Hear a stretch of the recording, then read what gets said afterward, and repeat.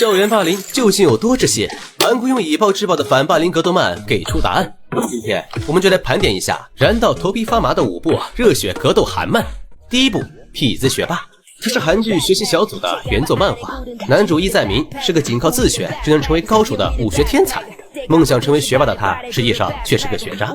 无奈只能进入全市最差的高中。这里是校风极差、充斥着校园暴力的垃圾学校，可易在明的目标却是好好学习，考上大学。为了能有一张不被打扰的课桌，他不得不一次次用武力解决麻烦，保护自己和身边的人。后来他遇到了真正的学霸金世贤，以及几个同样想靠学习改变命运的同学，几人组成了学习小组。他们一边对抗学校里的校霸、暴力团伙、不合理的规则，一边熬夜刷题、补基础、冲刺大学，在最混乱的环境里踏上了最艰难的道路。整部漫画没有超能力，没有系统，全程现实向，讲的是底层孩子如何在暴力、贫穷、偏见里用拳头守住尊严，用书本改变命运。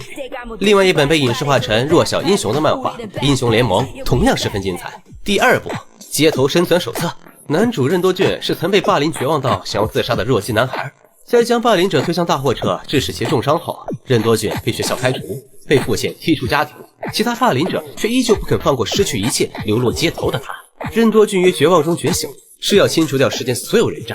之后他遇到了改变自己一生的大哥赵寒吉。任多俊曾误以为自己的人生已经走到了尽头，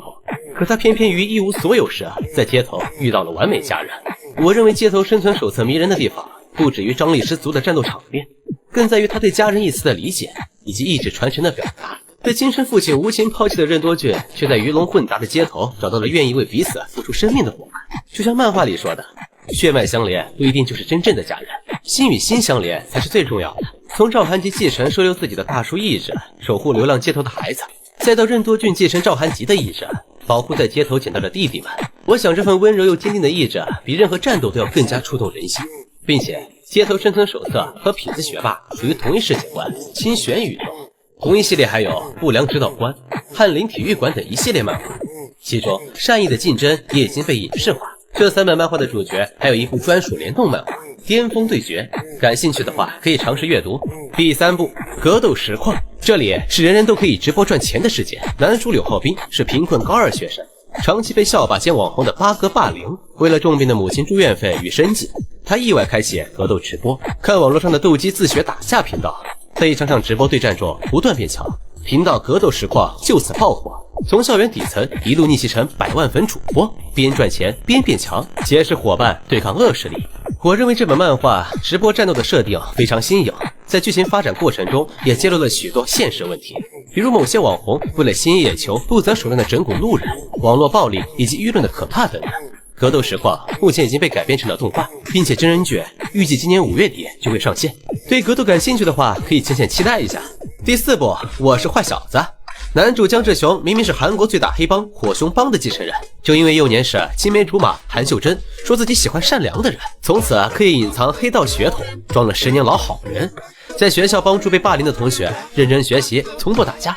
可后来韩秀珍却跟校园混混交往，还说坏男人有魅力。彻底破防的江志雄决定要做最坏的小子，因此黑帮叔叔们狂喜，开始对他使用黑道式特训。江志雄表面是学校的坏小子，暗中接手火熊帮事务，用黑道规则解决校园与社会黑暗。漫画剧情十分吸引人，故事逻辑性强，每个角色的塑造都非常饱满，整体可以称得上是一本优秀的韩漫作品。第5部，现实闯关。男主何道元身为游戏高手，长期被霸凌，靠游戏代练苟活，是校霸的免费工具人。在某次帮校园刷装备时，连续爆肝140个小时，猝死在电脑前，重生回1周前，并觉醒现实游戏系统，只要完成任务就能不断变强。从任人宰割到用游戏逻辑打服霸凌者，再到保护弱小、对抗黑暗，成为真正强者，用游戏加现实的完美融合，令人眼前一亮。对喜欢爽文的读者来说，绝对能称得上是一部佳作。这5部漫画用以暴制暴的方式撕开了校园霸凌阴暗的一面，靠着扎实的剧情、立体的人物